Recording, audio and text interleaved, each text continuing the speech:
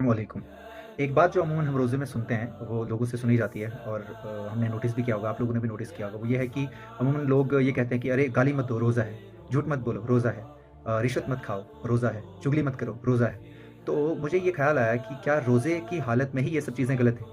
और इस चीज़ के ऊपर अगर हम ख़्याल करें, तो देखा जाए कि हर हाल में झूठ बोलना, चुगली करना, गीबत करना, हसद और कीना रखना इसके अलावा जो भी बुराइयाँ हैं, वो तो आम तौर पर भी बुराई है और गलत है। तो हम लोग ख़ास करके रोज़ों में ही क्यों इसको ज़्यादा तवज्जो देते हैं कि भाई रोज़ों में झूठ मत बोलो, रोज़ों में गलत काम मत करो, अपनी निगाह की हिफ़ाज़त करो and all. Why not for the whole year? और this is a message for each and every one of you including me कि जो भी गलत काम है वो हमें दौरान रोज़ा अपने रमज़ान के दौरान तो हमने इसकी हिफ़ाज़त करनी ही है, बल्कि एक्चुअल में this is the right time to mend ourselves और हमें ये ताकि हम लोग पूरे साल जो है ना इसी तरीके से अपनी ज़िंदगी बसर करें और जिस तरीके से हम इसे 1 महीने में अपने आप को प्रैक्टिस में रखते हैं, चाहे वो नमाज़ हो, चाहे वो कुरान हो, चाहे वो सही बात करनी हो, चाहे वो अच्छे नेक अमाल करने हो, सदका करना हो, ज़कात कर देनी हो। तो ये सब चीज़ें हमें यही सिखा रही हैं बेसिकली कि रमज़ान हमें ये मौका दे रहा है, ये 1 महीना हमें अपने आप को बदलने का दे रहा है और उस बदलाव के बाद पूरे साल हमें अपनी ज़िंदगी बल्कि पूरी ज़िंदगी हमने उसी तरीके से बसर करनी है। सो थिंक अबाउट इट और ये सिर्फ़ रोज़दरी में ही झूठ बोलना गलत नहीं होता है या चोरी करना या रिश्वत खाना गलत नहीं होता है।